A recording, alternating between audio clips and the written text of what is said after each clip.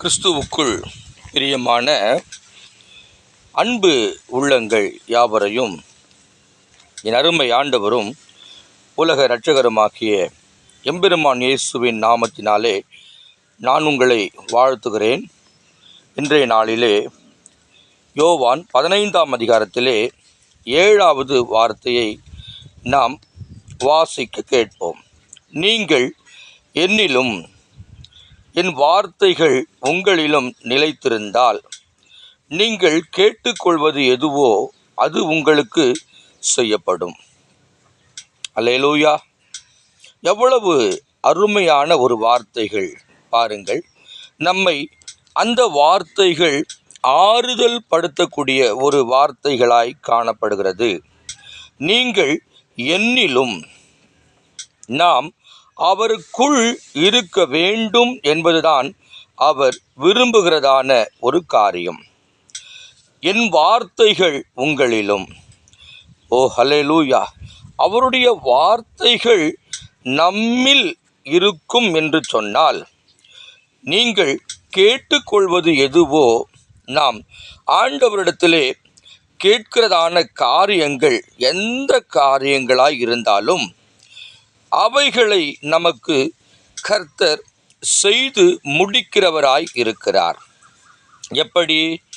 நாம் அவருக்குள் இருக்கும் பொழுது, அவருடைய வார்த்தைகள் நமக்குள் இருக்கும் பொழுதுதான் இவைகள் சாத்தியமாகும். நீங்கள் கேட்டுக்கொள்வது எதுவோ அது உங்களுக்கு செய்யப்படும். அல்லேலூயா! நீங்கள் மற்றவர்களிடத்திலே ஏதாகிலும் ஒரு காரியத்தை நீங்கள் எதிர்பார்த்து இருக்கலாம். அந்த காரியம் அவர்களால் செய்யக்கூடாமல் போயிருக்கலாம். நீங்கள் மற்றவர்களை எதிர்பார்த்து ஒரு வேலைகளிலே நீங்கள் ஈடுபட்டு கொண்டிருக்கலாம். அந்த காரியம் நடக்காமலும் போயிருக்கலாம். மற்றவர்களை நம்பி நீங்கள் பிஸ்னஸிலே பல லட்ச ரூபாய்களை நீங்கள் செலவு செய்து இருக்கலாம். அவைகள் கூட நடக்காமல் போயிருக்கலாம்.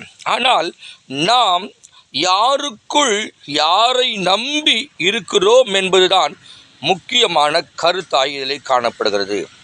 ஆண்டவர் சொல்லுகிற வார்த்தை என்னது? நீங்கள் என்னிலும்,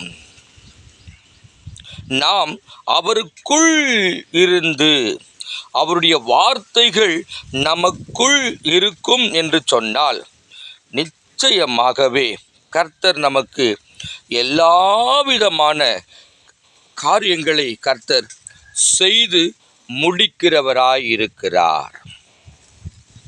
என கருமையான தேவனுடைய பிள்ளைகளே, இதை கேட்கிறதான தாயே, தகப்பனே, சகோதரியே, கணம் பொருந்திய போதக பிதாக்களே, நாம் யாருக்குள் இருக்கிறோம்? யாரை பற்றி நாம் சிந்தித்து கொண்டிருக்கிறோம்?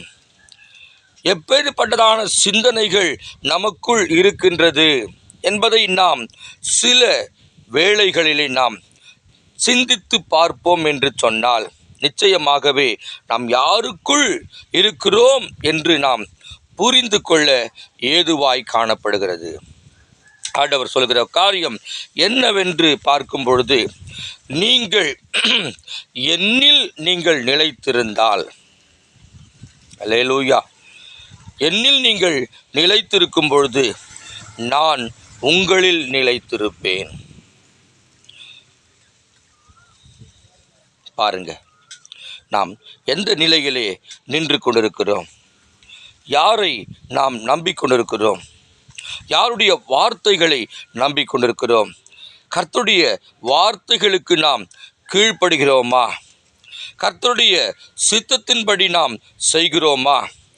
அவர் விரும்புகிற பாத்திரமாய் நாம் காணப்படுகிறோமா என்பதை நாம் சிந்தித்து பார்க்க அவசியமுள்ளவர்களாய் நாம் காணப்படுகிறோம். அவருக்குள் நாம் நிலைத்திருந்தால், நாம் கேட்கிறது என்ன காரியமாய் இருக்கலாம்? திருமண தடை இருக்கலாம், அதை கர்த்தர் நிறைவேற்றுவார். பண தேவைகள் இருக்கலாம், அதை கர்த்தர் நிறைவேற்றுவார். பிஸ்னஸ் தோல்வியிலே முடிந்திருக்கலாம், அதையும் கர்த்தர் நிறைவேற்றுவார். வீடு கட்ட முடியாமல் இருக்கலாம், அதையும் கர்த்தர் உதவி செய்வார். இப்படி பல காரியங்கள் நம்முடைய வாழ்விலே தேவைகளாய் இருக்கிறது.